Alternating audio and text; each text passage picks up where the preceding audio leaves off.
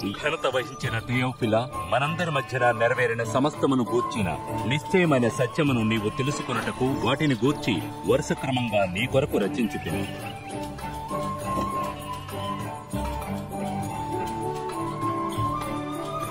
కైసరు ఔగుస్తు రోమా సామ్రాజ్యమునకు చక్రవర్తిగా ఉండి హేరోదు యూదయకు రాజుగా ఉన్నప్పుడు గబ్రియేలను దేవదూత గలిలయలోని నజరేతను ఊరిలో ఒక కన్యక యొద్దకు దేవుని చేత పంపబడెను. ఆ కన్యక పేరు మరియా.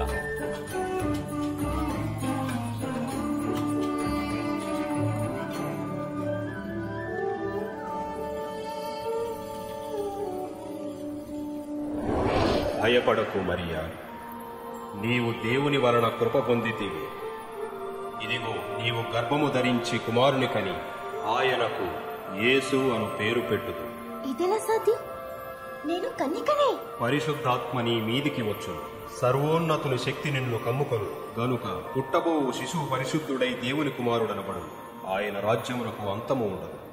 మరియా తన బంధువు ఎలిజబెత్తును కలుసుకోవడానికి వెళ్లెను. ఆమె వృద్ధురాలు. అద్భుత రీతిగా దేవుడు ఆమె గర్భము ధరించినట్లుగా చేశాను.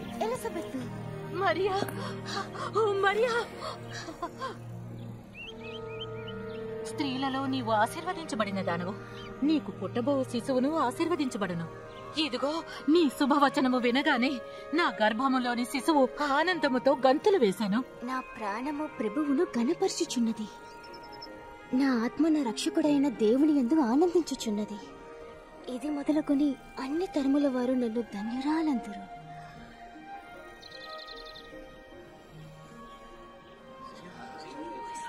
నజరేతుపుర నివాసులారా, శ్రద్ధగా వినండి.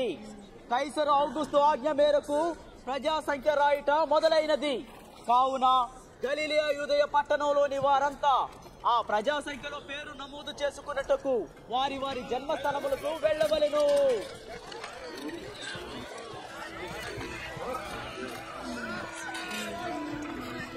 యోసేపు తనకు భారీగా ప్రదానము చేయబడి గర్భవతి అయ్యుండిన మరియతో కూడా ప్రజా సంఖ్యలో వ్రాయబడుటకు గలిలయలోని నజరేతు నుండి యూదయలోని బేత్లెహేమునకు వెళ్ళిరి. అక్కడ సత్రంలో వారికి స్థలము దొరకనందున ఒక చిన్న పశువుల పాకలో తలదాచుకున్నారు.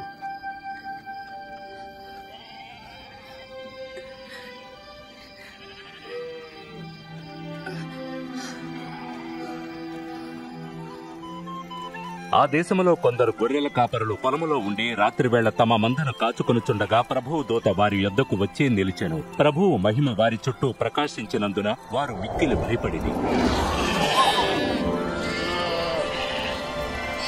దావీదు పట్టణమునందు నేడు రక్షకుడు మీ కొరకు పుట్టియున్నాడు.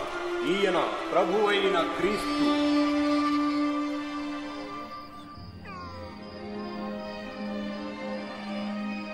ఆ గొర్రెల కాపరులు త్వరగా వెళ్లి మరియను, యోసేపును మరియు తొట్టిలో ఉన్న శిశువును చూచిరి. వారు రక్షకుడైన యేసు జననమును గూర్చి ప్రకటించిరి.